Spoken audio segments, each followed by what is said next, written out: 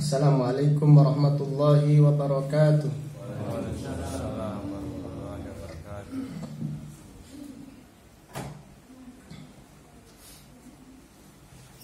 Innal hamdalillah nahmaduhu wa nasta'inuhu wa nastaghfiruh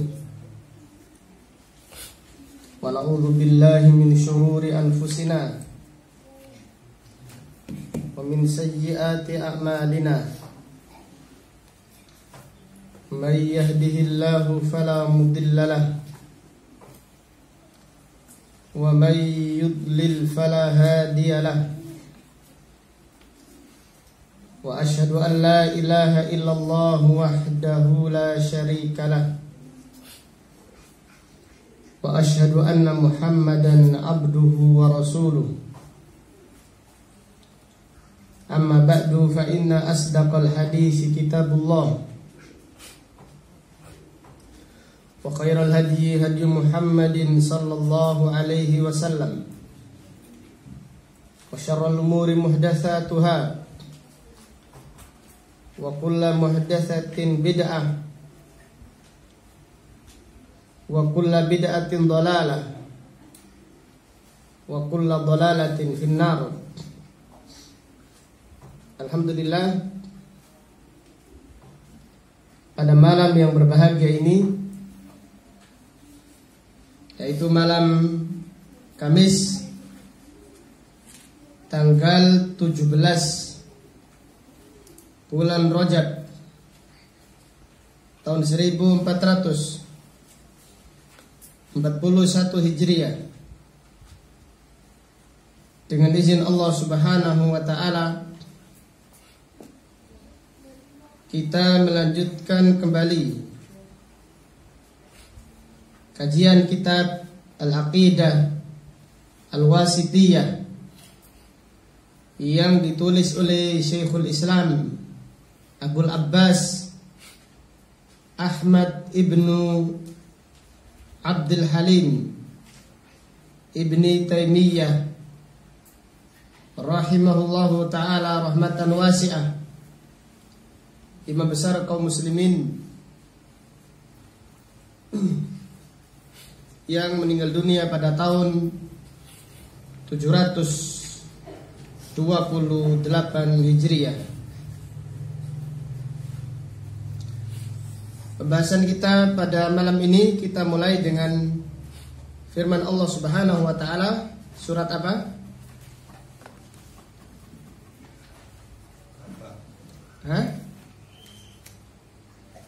Surat Saba.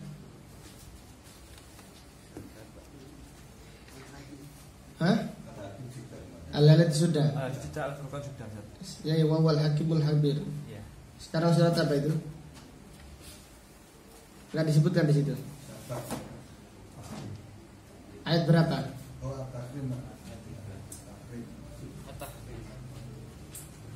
Ayat 3. Surat At-Tahrim. Ayat 3. Surat At-Tahrim ayat yang ketiga. Allah Ta'ala berfirman, wa huwal hakimul khabir, dan dialah Allah yang maha hakim, yaitu maha bijaksana, lagi maha mengetahui.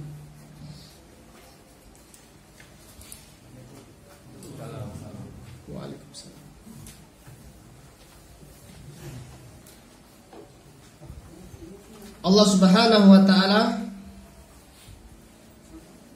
memiliki nama Al-Hakim,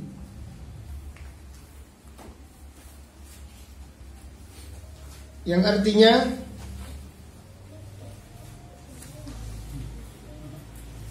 yang maha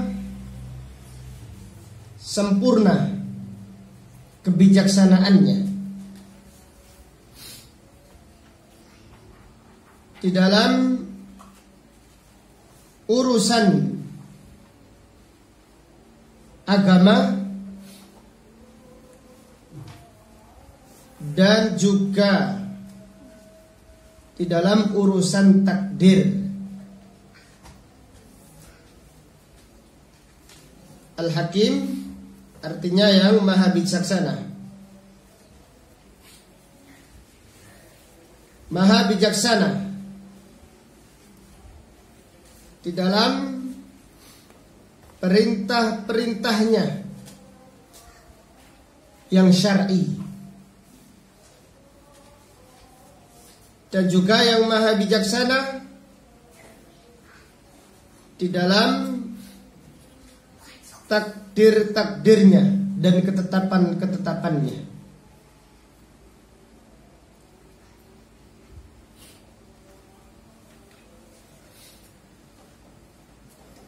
Maka Allah Subhanahu wa taala berfirman dalam surat At-Tin, Allah taala berfirman, "Alaihissallahu biahkamil hakimin." Bukankah Allah hakim yang paling bijaksana?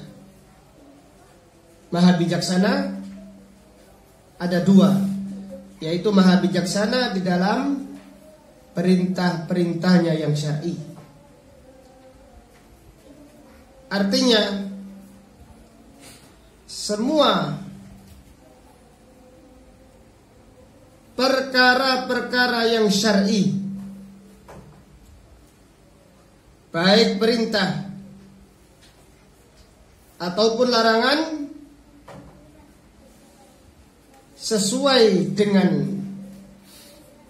hikmah Allah yang sempurna. Tidaklah Allah memerintahkan sesuatu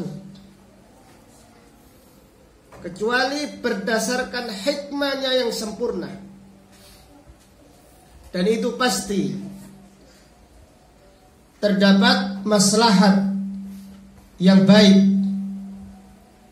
bagi manusia. Dan tidaklah Allah melarang larangan-larangan yang syar'i kecuali berdasarkan hikmahnya yang sempurna. Allah maha bijaksana. Tidak mungkin melarang sesuatu kecuali larangan tersebut terdapat madarat yang sangat bahaya bagi manusia jika larangan Allah dilanggar. Maka kalau kita meyakini Allah maha bijaksana, perintahnya pasti yang terbaik. Kalau kita yakin bahwasanya Allah itu maha bijaksana, tidak mungkin Allah memerintahkan sesuatu kecuali itu yang terbaik bagi kita. Dan tidaklah Allah melarang sesuatu kecuali larangannya itu terdapat madarat bagi kita jika dilanggar. Maka Allah Ta'ala berfirman, "Wa tammat kalimatu rabbika sidqan wa adla." Dan telah sempurna kalimat Tuhanmu sidqan, benar, wa adlan, dan adil. Artinya sidqan benar fi akhbari, benar di dalam berita-beritanya, wa adlan, dan adil di dalam perintahnya dan larangannya. Allah Subhanahu wa ta'ala apabila memerintahkan sesuatu bukan berharap kebaikannya untuk dirinya. Dan apabila Allah melarang sesuatu bukan karena kebakhilan. Jadi manusia, raja dunia, raja manusia, apabila melarang sesuatu bisa jadi karena kebakhilannya, karena dia memerlukan itu. Bisa jadi kalau memerintahkan sesuatu untuk maslahat dirinya. Namun tidak demikian dengan Allah Subhanahu wa ta'ala. Allah tidak mengambil manfaat dari perintahnya. Perintah Allah, maslahatnya, manfaatnya untuk siapa? Untuk hamba. Demikian pula larangan Allah, madaratnya untuk hamba. Karena sayangnya Allah, karena hikmahnya Allah Subhanahu wa ta'ala. Karena Allah maha bijaksana. Dan karena Allah maha sempurna kebijaksanaannya, Allah Subhanahu wa ta'ala memerintahkan perintah dan melarang larangan. Maka lihatlah larangan Allah Subhanahu wa ta'ala apabila dilanggar, lihatlah akibatnya. Bukankah manusia hari ini takut dengan virus yang menyebar di mana-mana? Itu karena apa? Karena larangan Allah dilanggar. Karena larangan Allah dilanggar, semua larangan pasti ada efek sampingnya bagi manusia. Itu karena apa? Karena Allah Al-Hakim, maha bijaksana. Hati-hati ini, jangan dilakukan, jangan dilanggar wahai manusia. Maka Allah dengan kebijaksanaannya melarang. Jika larangan tersebut dilanggar, maka akibatnya madarat bagi manusia. Maka nama Allah Subhanahu wa ta'ala Al-Hakim, yang artinya apa tadi?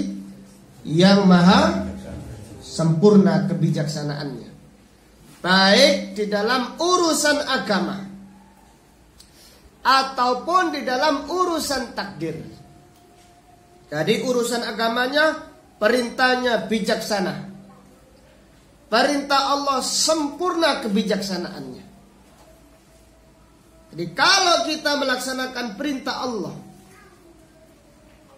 kita akan mendapatkan maslahat yang sangat besar. Hidup kita dijamin oleh Allah. Allah Ta'ala berfirman, "Man amila salihan min dzakarin aw untha wa huwa mu'min falanuhyiyannahu hayatan thayyibah wa lanajziyannahum ajrahum bi ahsani ma kanu ya'malun."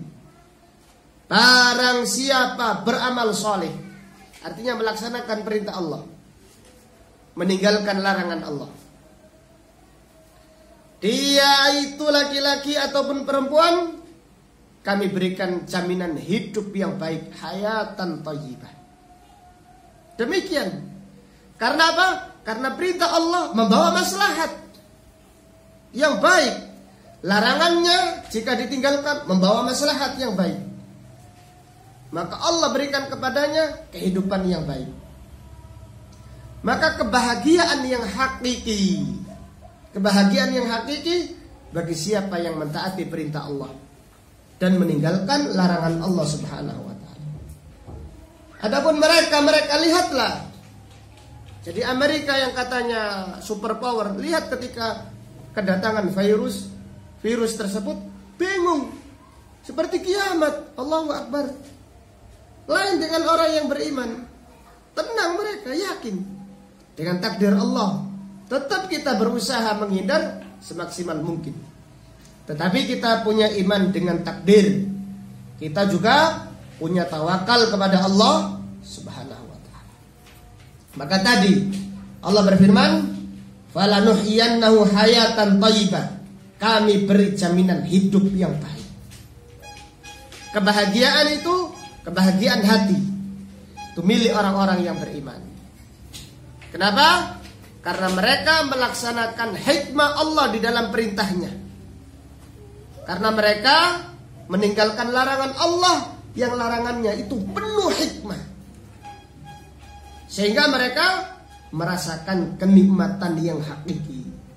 Jadi orang yang kalau setiap hari membaca Al-Quran, tenang hatinya, tentram hatinya. Karena Allah yang maha bijaksana, Allah yang maha bijaksana menganjurkan berkali-kali di dalam Al-Quran. Bacalah Al-Quran.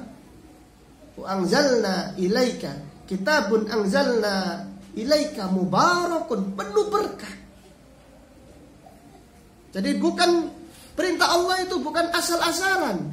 Pasti banyak hikmahnya jika dikerjakan. Demikian semua perintahnya pasti mengandung hikmah. Semua larangannya pasti mengandung hikmah. Maka orang yang bahagia adalah orang yang bahagia mengerjakan perintah Allah dan bahagia meninggalkan apa? Larangannya.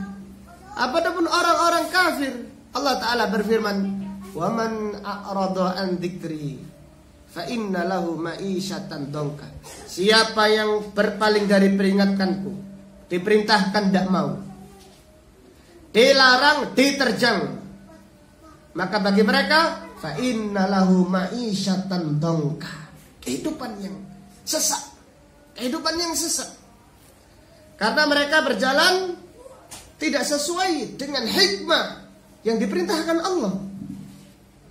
Maka lihatlah, mereka mencari kebahagiaan dengan cara yang aneh. Kalau yang punya uang keliling dunia, itu pun tidak bahagia. Ada yang dengan naudzubillah narkoba,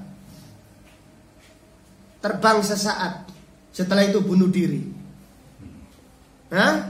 Ini bahagia? Apa bahagia apa? Orang yang melanggar perintah Allah tidak mungkin bahagia. Tidak mungkin bahagia. Kelihatannya saja mungkin di ulu-ulu, tapi tidak bahagia. Ketenangan batin tidak ada. Dicabut oleh Allah. Allah Ta'ala berfirman, "Wa may yurid an yudillahu." Siapa yang disesatkan oleh Allah, yaj'al sadrahu dayyiqan, Allah menjadikan hatinya dayyiqan, sempit, harajan, penuh dengan kegundahan. Ka'annama yas'adu fis sama, seperti dia naik ke langit. Demikian, kadzalika yaj'alullahu rijsa 'alal ladzina la yu'minun. Demikianlah Allah berikan rijis, kotoran di hati orang-orang yang tidak beriman. Jadi mereka tidak merasakan bahagia. Adapun orang-orang yang beriman, hidupnya kalaupun dia sederhana, qanaah, tenang, tentram, punya rasa syukur, bahkan bahagia. Ibnu Taimiyah rahimahullah di penjara. Namun murid-muridnya yang gelisah di luar curhat kepada orang di penjara. Lihatlah sekarang pejabat-pejabat yang di penjara, katanya hari tidak berjalan, saking susahnya. Tapi Ibnu Taimiyah rahimahullah berkata, penulis kitab kita ini, ketika di penjara ibunya nulis surat, tidak menyatakan sedih, tapi menyatakan bangga anaknya di penjara karena membela agama Allah Subhanahu wa taala. Ibnu Taimiyah berkata, "Ana jannati fi sadri." Saya, surgaku ada di dadaku, bukan di dompet. Sekarang orang seakan-akan surganya di mana? Di dompet. Kalau dompetnya hilang, bingung atau enggak? Bingung. Ana jannati fi sadri. Aina ma ruhtu fa hiya ma'i. Kemanapun aku pergi, aku selalu bahagia. Jika musuh-musuhku memenjarakan aku, santai, biasa, saya bahagia karena saya gunakan fokus khalwat, beribadah kepada Allah. Jadi Ibnu Taimiyah rahimahullah sehari-hari mengkhatamkan Al-Quran beberapa kali, karena sudah fokus beribadah, berkhalwat. Kalau sekiranya musuh mengusirku, maka perjalananku aku niatkan siaha di jalan Allah. Jika mereka membunuhku, dipikir aku sedih, enggak. Aku jika dibunuh, maka aku syahid apa? Fisabilillah. Demikian, Allahu Akbar. Jadi demikian para ulama, kaum muslimin. Nabi Yusuf alaihissalam di penjara, sedih atau tidak sedih? Biasa. Bahkan Nabi Yusuf di penjara berdakwah di jalan Allah Subhanahu wa taala, mendakwakan tauhid. Maka kembali kepada pelajaran, Allah Al-Hakim Maha Bijaksana. Perintahnya pasti bijaksana, larangannya pasti dasarnya bijaksana. Ketika Allah melarang riba, jangan dilawan. Kelihatannya riba itu menambah harta, Tapi Allah Ta'ala berfirman, yamhaqullahu riba wa yurbis shadaqat. Allah mencabut keberkahan dari riba. Wa yurbis shadaqat. Dan Allah memberkahi sedekah. Sedekah ditambah oleh Allah. Riba dicabut. Kita tidak tahu bagaimana gelisahnya orang yang bermuamalah dengan riba. Mereka yang uangnya banyak katanya catatannya saja. Tagihan banyak. Gelisah. Bagaimana orang hidup, keberkahan hidupnya dicabut oleh Allah Subhanahu wa ta'ala. Tidak bisa. Maka coba koreksi. Kalau kita punya tetangga yang rentenir, coba. Alangkah susahnya hidupnya. Walaupun kelihatannya dia bisa menghutangi sana, menghutangi sini. Tidak ada kata bahagia. Lebih bahagia orang yang tidak punya apa-apa, hanya sekedar makan nasi dan ikan apa? Asin. Bahagia, yang penting gak benyot, gak duit utang. Bagi yang punya cicilan 15 tahun, alangkah lamanya 15 tahun. Tidak sabar. Coba kalau sabar 15 tahun diberkahi oleh Allah. Jangan dipikir kita ini hidup dihantui. Kalau Anda ini beli rumah, gak mungkin. Dengan gaji Anda yang UMR gak mungkin. Allahu Akbar. Kenapa mengatakan tidak mungkin? Sehingga mencari jalan pintas, beli sesuatu dengan ada unsur faktor apa? Riba. Ingat ya ikhwan, wahai saudara sekalian, larangan Allah pasti ada hikmahnya. Kalau diterjang, kita tidak tahu faktor-faktor yang lain. Mungkin kita bisa nyicil, tapi faktor yang lain, keberkahan pasti dikurangi. Kalau kita tidak menyadari, kalau sudah terlanjur, taubatlah kepada Allah Subhanahu wa ta'ala. Ratapi, menyesallah, Allah Maha Pengampun. Maka Allah Ta'ala berfirman, faman ja'ahu mau'idhatun min rabbih fantaha falahu ma salaf.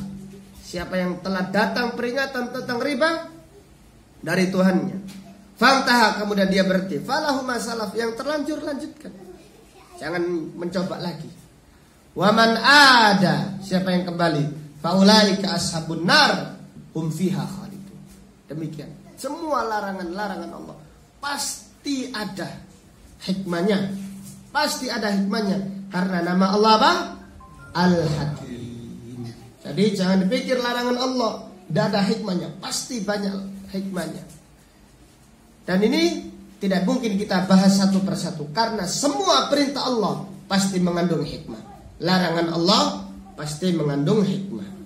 Kemudian Allah Maha Bijaksana di dalam urusan takdirnya. Kita ini ingin sesuatu. Setiap manusia menginginkan sesuatu, pasti. Namun harus kita yakini, yang dipilihkan Allah itu yang terbaik. Kenapa? Karena takdir Allah berdasarkan apa? Berdasarkan hikmahnya. Maka kita diperintahkan beriman dengan apa? Takdir. Wa nu'minu bil qadari apa? Khairihi wa syarri. Jadi kalau kita tahu Allah itu Maha Bijaksana, kita harus yakin yang ditakdirkan kepada kita itu pasti yang terbaik. Kita itu ingin sehat terus, iya. Namun kadang-kadang Allah karena sayangnya kepada kita, kita sakit. Ketika kita sakit harus yakin itu yang terbaik bagi kita. Demikian yang dicontohkan oleh para nabi. Demikian yang dicontohkan oleh para ulama salafus saleh, para sahabat. Mereka tidak merintih, tidak menderita karena takdir Allah. Mereka bahagia. Jadi apa yang ditakdirkan oleh Allah itu yang terbaik bagi kita. Kenapa? Karena dasarnya takdir apa? Dasarnya adalah hikmah. Maka Allah Ta'ala berfirman, wa ma tasha'una illa ayyasha Allah. Tidaklah kalian menghendaki sesuatu kecuali itu sesuai dengan kehendak Allah. Kemudian lanjutan ayat, innallaha kana aliman hakima. Karena Allah Maha tahu dan Allah Maha bijaksana. Jadi Allah Maha bijaksana, perintahnya yang syar'i yaitu perintah larangan ibadah dasarnya hikmah. Demikian pula takdirnya. Ketika kita contoh kehilangan sesuatu, sedih atau tidak sedih? Sedih, sangat sedih. Kehilangan dompet, sedih. Panik. Tapi kalau kita sadar, Allah pasti memiliki hikmah. Ini adalah takdir Allah. Maka kita tenang.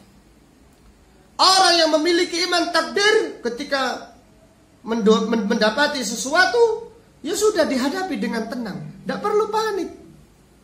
Orang yang panik mereka yang tidak punya iman dengan takdir atau lemah imannya dengan takdir, sehingga takut sholat jamaah, takut karena takut tertular virus apa? Corona. Ada orang bersin dicurigai kena apa? Nah, kayak Pak Ahmad ini. Iya. Dicurigai. Sehingga sampai ada seruan dari seseorang mengatakan kalau yang flu jangan ke masjid. Ini seruan yang menyesatkan. Kita beriman dengan takdir. Kita hati-hati, iya. Maksudnya hati-hati, jangan melancong kemana-mana, sudah di rumah saja. Alhamdulillah yang kena virus urusan diskotik, urusan dansa, urusan maksiat. Adapun orang yang taat kepada Allah, Allah yang menjamin mereka. Sekiranya mereka meninggal dunia karena taat kepada Allah, Allah menjadikan meninggalnya dalam keadaan apa? Husnul khotimah, mati syahid. Apa yang ditakutkan? Demikian.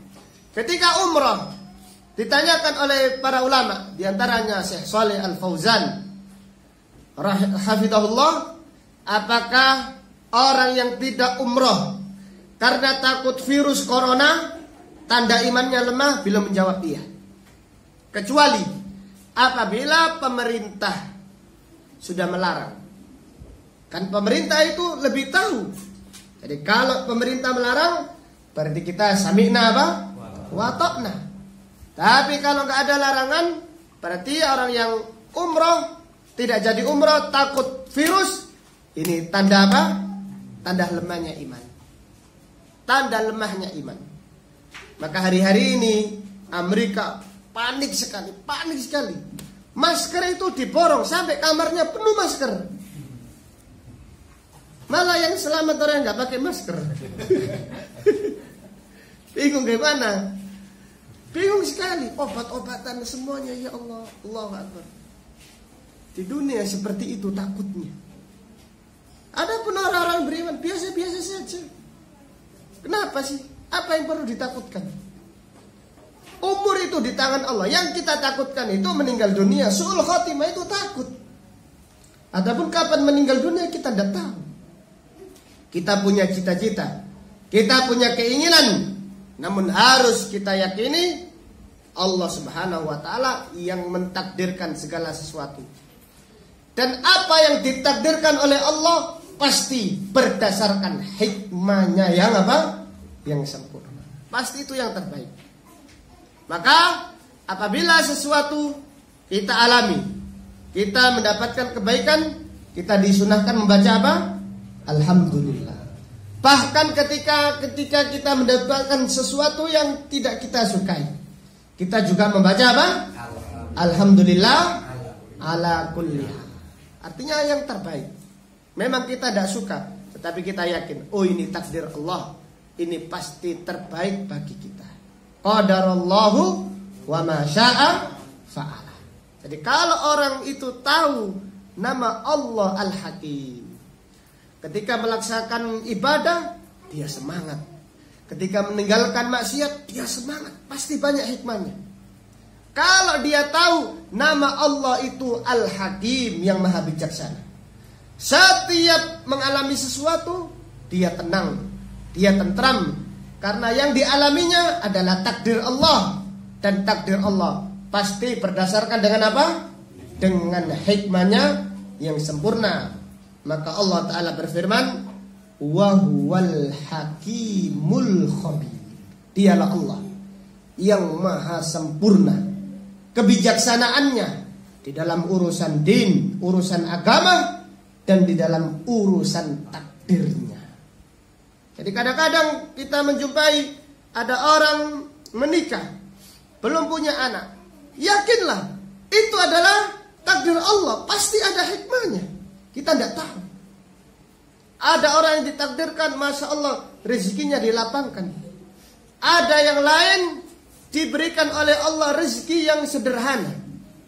Dan yakinlah itu semuanya pasti ada hikmahnya. Maka Allah Ta'ala berfirman, fa'ammal insanu idza mabtalahu rabbuhu fa'akramahu wa na'amahu fayaqulu rabbi akraman. Adapun manusia, kebanyakan di antara mereka, jika Allah meluaskan rezekinya, jika Allah menggampangkan urusannya, dia mengatakan Allah memuliakan aku. Adapun Allah apabila mempersempit rezekinya, dia mengatakan Allah menghina aku. Kalla, sekali-kali tidak. Bukan seperti itu. Rezeki diluaskan, ujian, bersyukur atau tidak. Rezeki dipersempit, juga ujian, sabar atau tidak. Demikian. Kalau kita tahu Allah adalah Al-Hakim, kita harus yakin yang kita alami itu yang terbaik bagi kita. Itu yang terbaik. Maka hiduplah dengan tenang. Jangan terlalu mengandai-andai. Kalau sekiranya ini, kalau sekiranya itu. Kalau punya niat cita-citalah saja. Banyak berdoa kepada Allah. Jangan terlalu meratapi apa? Diri. Kenapa kok saya dilahirkan di orang tua yang miskin? Jangan tanya kenapa. Karena apa? Takdir Allah pasti apa? Sempurna apa tadi? Kebijaksanaannya. Maka Allah Ta'ala berfirman, wa huwal hakimul khabir. Dialah Allah yang maha hikmah, maha sempurna hikmahnya. Al-khabir, lagi maha apa? Mengetahui. Al-khabir adalah mengetahui, yang maha mengetahui semua yang tersembunyi. Jadi kenapa Allah Subhanahu wa ta'ala maha hikmah, maha bijaksana? Karena Allah sempurna ilmunya, luas ilmunya, sempurna ilmunya. Jadi semua yang ditakdirkan oleh Allah, semua yang diperintahkan Allah, hikmahnya sempurna. Karena ilmu Allah sempurna. Maka Allah berfirman, wa huwal hakimul khabir. Semua ayat, jadi akhir-akhir ayat itu bukan sekedar dicomot sana, comot sini. Itu semuanya pasti ada pelajaran penting yang diambil dari akhiran ayat. Kemudian lanjutan ayat. Ayat berapa sekarang? Ya'lamu ma yaliju fil ard. Surat Al-Hadid ya? Saba.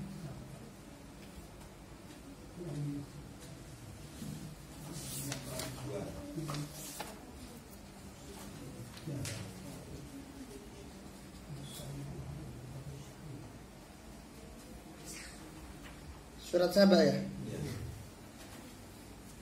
Bentar.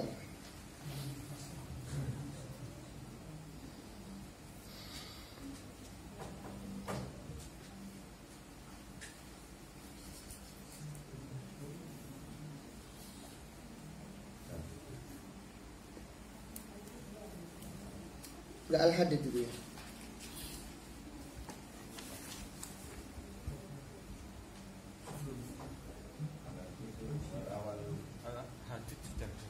Enggak, ini enggak. Oh, beda lagi.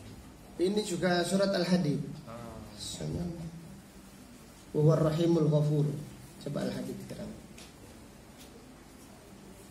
Ditulis surat Saba situ ya? Saba ini surat apa? Hah? Saba ini. Coba baca. Ya'lamu ma Yaliju fil ardi wa ma yakhruju minha wa ma yanzilu minas samai wa ma yakhruju fiha wa huwa rahimul ghafur. Yang surat sampean yang di kitab bacaan. Ya'lamu yaliju fil ardi wa ma yakhruju minha. Beda. Wa ma yanzilu minas sama wa ma ya'ruju wa huwa ma'akum aina ma kuntum. Ini surat Al-Hadid. Coba ayatnya.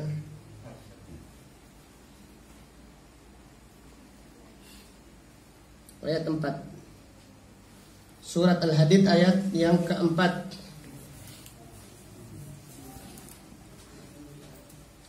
Allah Ta'ala berfirman, Ya'lamu ma yaliju fil ardi wa ma yakhruju minha wa ma yanzilu minas sama' wa ma ya'ruju fiha wa huwa ma'akum aina ma kuntum wallahu bima ta'maluna basir. Sama ya?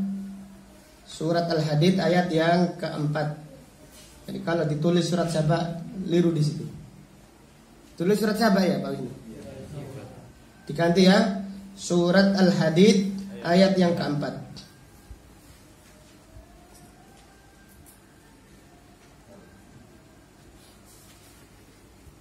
Allah Ta'ala berfirman, Ya'lamu ma yaliju fil ard.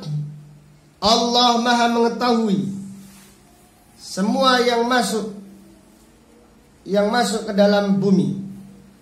Wa ma yakhruju minha, dan apa saja yang keluar darinya. Wa ma yanzilu minas sama', dan Allah Maha mengetahui apa saja yang turun dari langit. Wa ma ya'ruju fiha, dan Allah Maha mengetahui semua yang naik ke langit. Wa huwa ma'akum aina ma kuntum, dan Allah selalu bersama kalian dimanapun kalian berada. Wallahu bima ta'maluna basir, dan Allah Maha melihat semua yang kalian kerjakan. Mari kita mempelajari sifat-sifat Allah dari ayat yang mulia ini.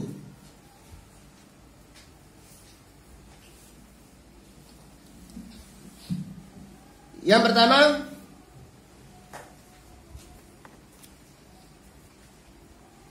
kita mengimani sifat ilmu bagi Allah. Kita mengimani sifat ilmu. Dan ilmu Allah itu sempurna. Kita mengimani sifat ilmu. Dan ilmu Allah sempurna. Allah Maha mengetahui semua yang masuk ke dalam perut bumi. Apa saja contohnya yang masuk ke dalam perut bumi?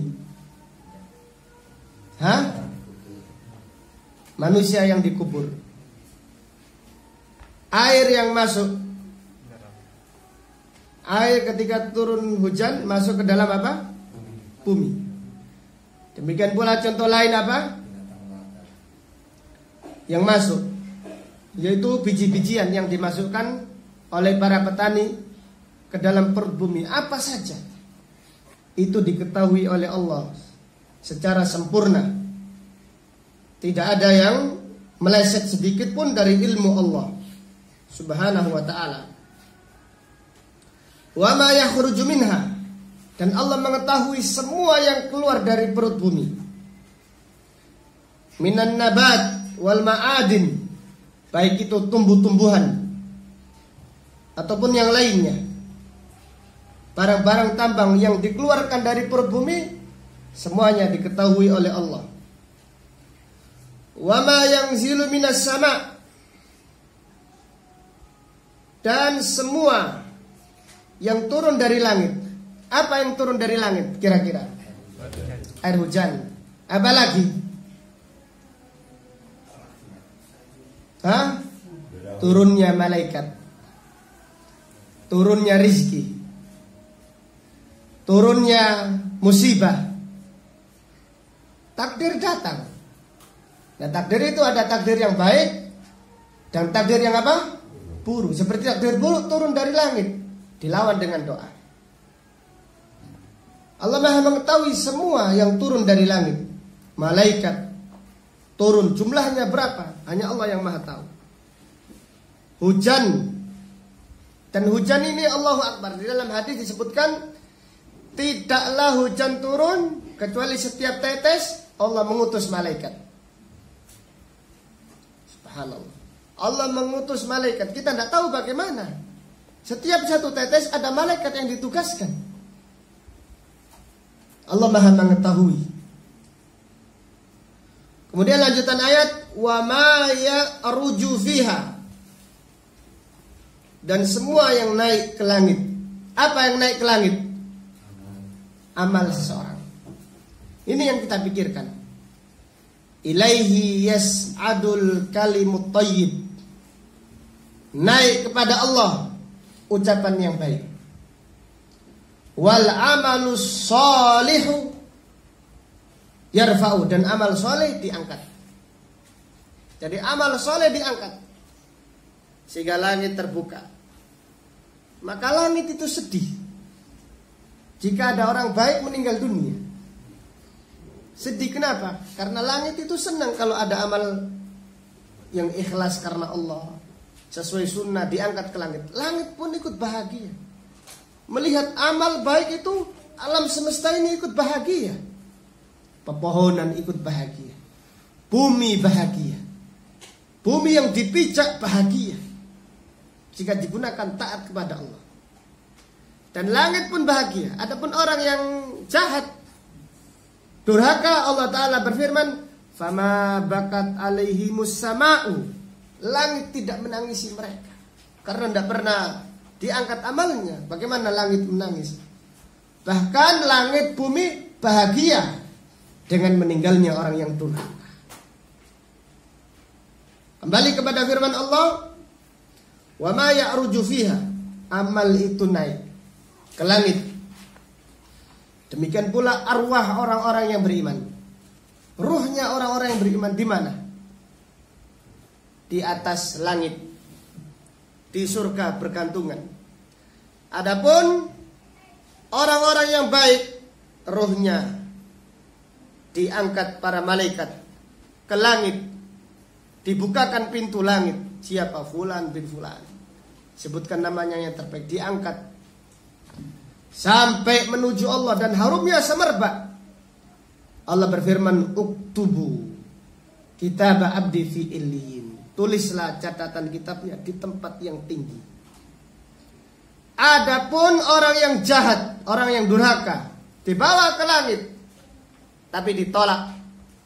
Ditolak, langit tidak mau terbuka.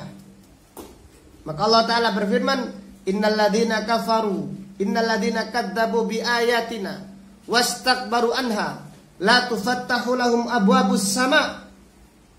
Jadi orang yang kufur, mendustakan ayat-ayat kami, dan orang yang menyombongkan diri terhadap ayat-ayat kami, pintu langit la tufattahu lahum abwabus sama, baunya busuk.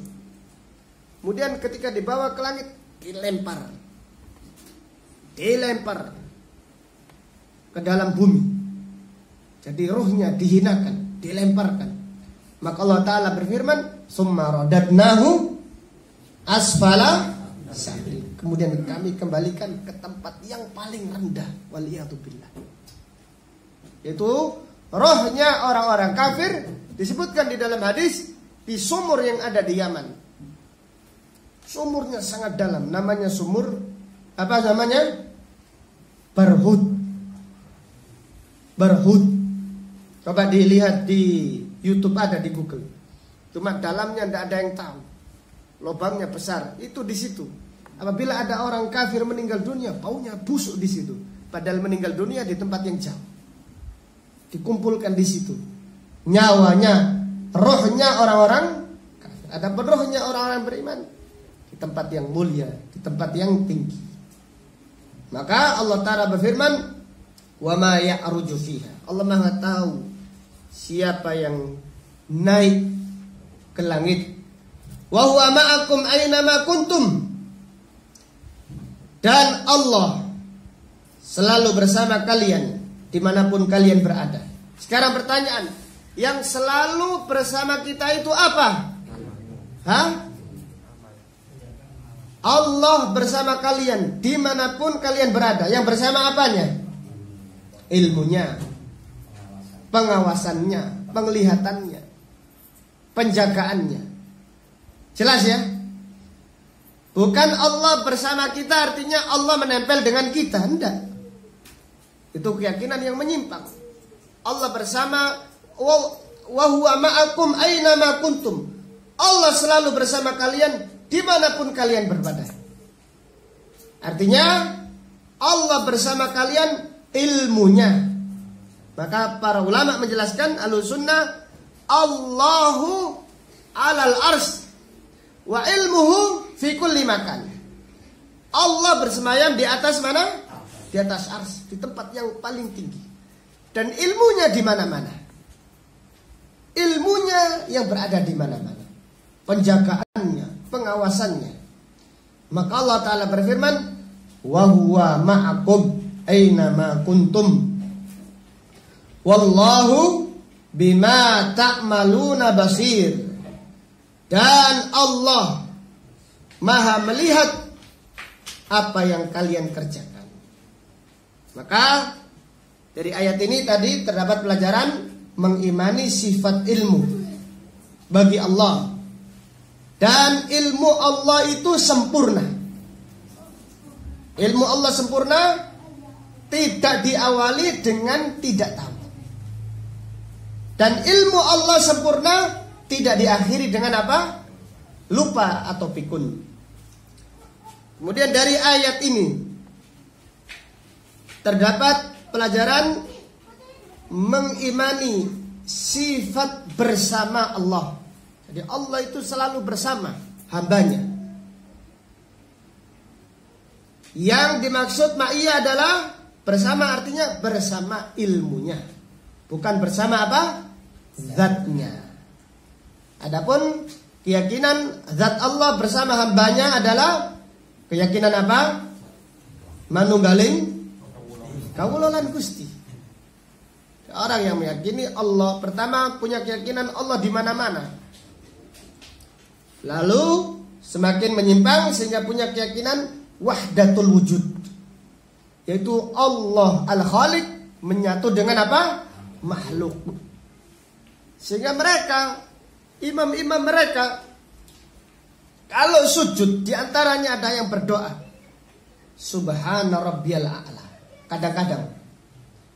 Dan kadang-kadang membaca Subhani al-a'la. Maha suci aku yang maha tinggi. Karena apa? Karena meyakini Allah sedang apa? Bersamanya. Dia Allah menempel di tubuhnya. Sehingga dia menyatakan kalau baca doa Subhani al-a'la. Ini kesesatan. Adapun akidah Ahlussunnah, Masya Allah, akidah yang bersih, akidah yang sesuai dengan fitrah. Allah berada di tempat yang paling tinggi, tidak di mana-mana. Dan Allah selalu bersama apa? Hambanya. Yang bersama adalah ilmunya. Selalu diawasi. Kalau orang yang beriman selalu bersama Allah, penjagaannya, perlindungannya, pertolongannya Allah Subhanahu wa ta'ala. Kemudian pelajaran berikutnya,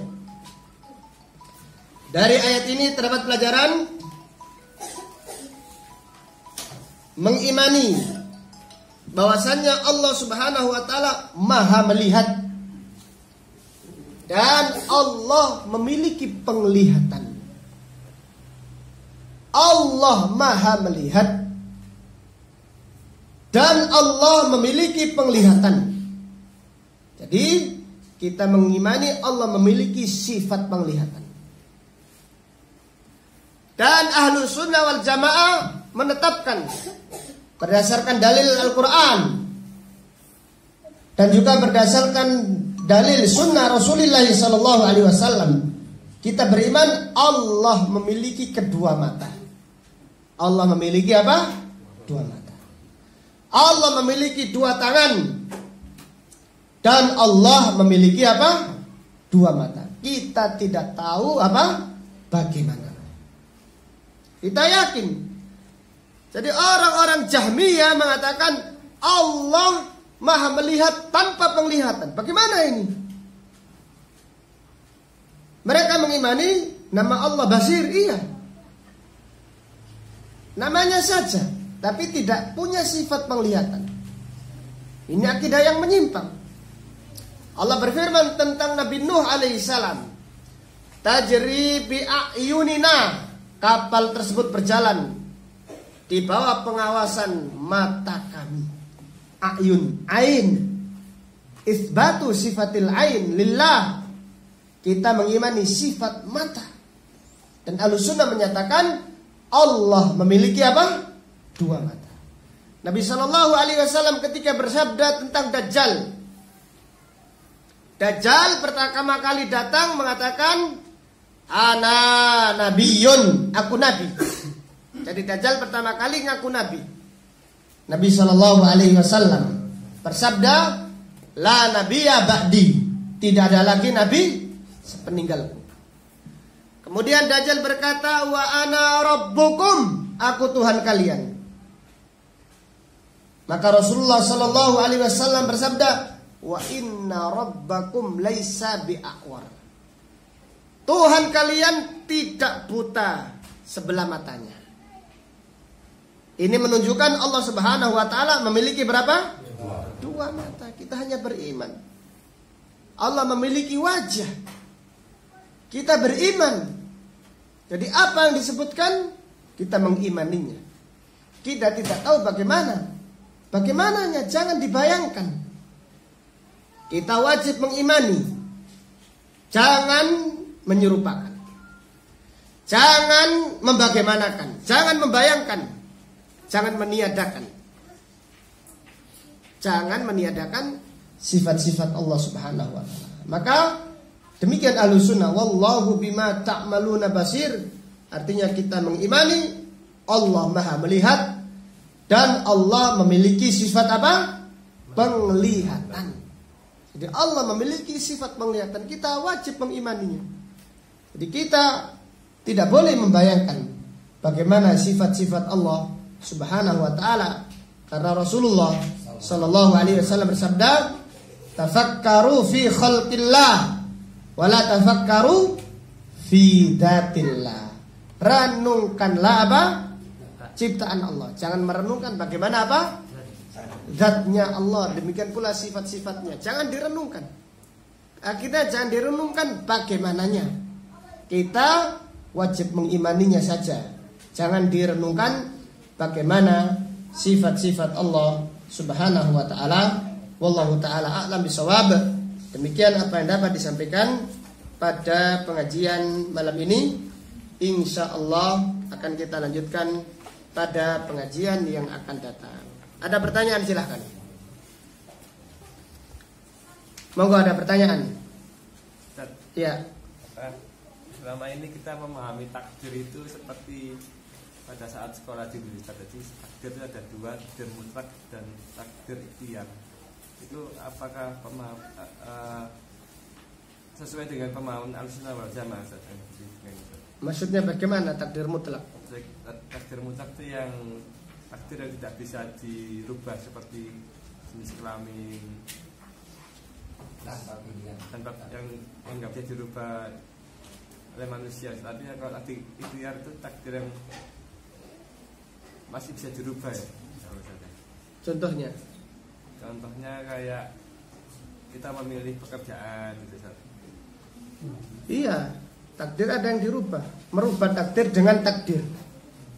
Para ulama menjelaskan raddut takdir bitakdir. Merubah takdir dengan doa. Jelas ya. Tapi Allah itu punya kesimpulan. Orang ini kenapa umurnya panjang? Karena dia selalu silaturahim. Seperti itu. Tetapi yang di ars, yang di Lauhul Mahfuz, Allah Maha mengetahui, sudah ditulis. Jelas ya. Yakinlah kita ini, yakin Allah itu Maha bijaksana takdirnya. Kita wajib, kita senang kita bahagia dengan takdir Allah Subhanahu wa ta'ala. Yakin pasti yang ditakdirkan itu yang terbaik. Maka kita wajib mengimani takdir yang baik ataupun yang apa? Yang buruk. Kemudian tahanlah. Idza dzukiral qadaru fa'amsiku. Jika disebutkan takdir sudah jangan terlalu disebutkan. Yang jelas Allah Maha bijaksana di dalam apa? Takdirnya. Penghuni neraka ketika dimasukkan neraka dengan takdir Allah. Tapi tidak ada mereka yang protes. Ya Allah, saya masuk neraka gara-gara apa? Takdir tidak. Karena amal Allah itu membebaskan manusia. Silahkan beramal. Tapi amal mereka diketahui Allah. Jelas ya? Jadi takdir itu apa sih? Kita kan kemarin sudah belajar. Takdir itu apa? Ada 4. Yang pertama apa? Ilmu Allah. Sekarang pertanyaan, Allah tahu enggak semua yang terjadi sampai hari kiamat? Tahu. Jadi takdir itu ilmu Allah. Kemudian apa yang kedua? Catatan. Setelah Allah mengetahui, mencatat. Abu Bakar sebelum dicatat, sebelum diciptakan, dicatat oleh Allah. Abu Bakar ini orang baik. Maka dicatat pasti masuk surga. Berdasarkan apa catatan itu tadi? Berdasarkan apa? Berdasarkan ilmu. Sekarang takdir dulu 4. Takdir itu satu apa? Ilmu. Kemudian apa? Catatan. Kemudian yang ketiga apa? Kehendak. Kemudian yang keempat apa? Diciptakan. Jadi Abu Bakar ditakdirkan masuk surga, langsung dimasukkan surga. Diciptakan dulu supaya beramal dan terbukti amalnya sesuai dengan takdir Allah. Demikian, takdir itu tidak memaksa. Maka Imam Syafi'i berkata, tanyakan kepada mereka kelompok Qadariyah yang mengingkari takdir tentang ilmu. Jika mereka mengingkari ilmu Allah, mereka kafir. Jelas ya? Takdir itu ilmu Allah. Sekarang pertanyaan, ada seorang guru, ini gambaran dunia. Ada seorang guru punya murid A, B. A ini rajin, B ini malas. Kemudian guru di dalam hatinya mengatakan, kayaknya A ini lulus, B kayaknya tidak lulus. Kemudian benar di hari ujian, A lulus, B tidak lulus. Sekarang pertanyaan, boleh tidak si B protes? Gara-gara saya tidak lulus, gara-gara Pak Guru di dalam hatinya mengatakan saya tidak apa? Boleh atau tidak boleh? Tidak boleh. Gimana? A tidak lulus, B tidak lulus karena malas belajar. Ini prediksi manusia. Bisa benar, bisa apa? Bisa salah. Bagaimana dengan prediksi Allah? Contoh sekarang kita terapkan Fir'aun dan Abu Bakar. Abu Bakar, Allah dengan ilmunya sempurna, maha mengetahui. Abu Bakar ini masuk surga. Ini ilmu Allah. Kemudian dicatat Abu Bakar menjadi penghuni surga. Setelah dicatat, dikehendaki, diputuskan, Abu Bakar diputuskan menjadi penghuni surga. Kemudian setelah itu diciptakan. Abu Bakar diciptakan di dunia untuk beramal soleh, beramal sesuai dengan takdir Allah, sehingga meninggal dunia dalam keadaan iman. Maka Abu Bakar masuk surga. Fir'aun dicatat sesuai ilmu Allah. Allah melihat Fir'aun ini gak mau beriman, maka sesuai ilmu Allah, Allah maha mengetahui Fir'aun ini pasti kafir, penghuni neraka. Kemudian Fir'aun dicatat di Lauhil Mahfuz menjadi apa? Penghuni neraka. Kemudian Fir'aun dikehendaki. Setelah dicatat, kemudian Allah memutuskan Fir'aun pasti menjadi apa? Penghuni neraka. Yang keempat apa? Diciptakan. Kemudian Allah masih mengutus Nabi Musa, Nabi Harun mendakwai Fir'aun. Tetap ngeyel Fir'aun.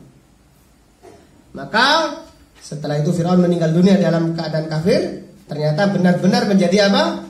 Penghuni neraka. Demikian takdir Allah. Allah itu Maha tahu. Jadi jangan dipikir Allah itu tidak tahu semua yang terjadi sampai apa? Hari kiamat. Takdir yang bisa dirubah adalah takdir yang masih di tangannya malaikat. Jelas ya? Jadi malaikat setiap hari orang ini, oh sebenarnya orang ini kecelakaan, ditulis hari ini kecelakaan. Tapi karena orang itu doa terus, setiap mau keluar, Bismillahirrahmanirrahim, wala haula wala quwata illa billah. Takdir turun, doa melawan. Maka takdir tersebut bisa dirubah. Maka Nabi SAW bersabda, la yaruddul qada'a illa doa. Tidak ada yang bisa menolak takdir kecuali apa? Doa. Kita pun berdoa kan, waqini syarra ma qadait, ya Allah, lindungilah kami dari takdirmu yang tidak baik. Seperti itu. Kita hanya beriman saja. Dan kita yakin takdir Allah pasti yang apa? Yang terbaik. Demikian. Wallahu a'lam.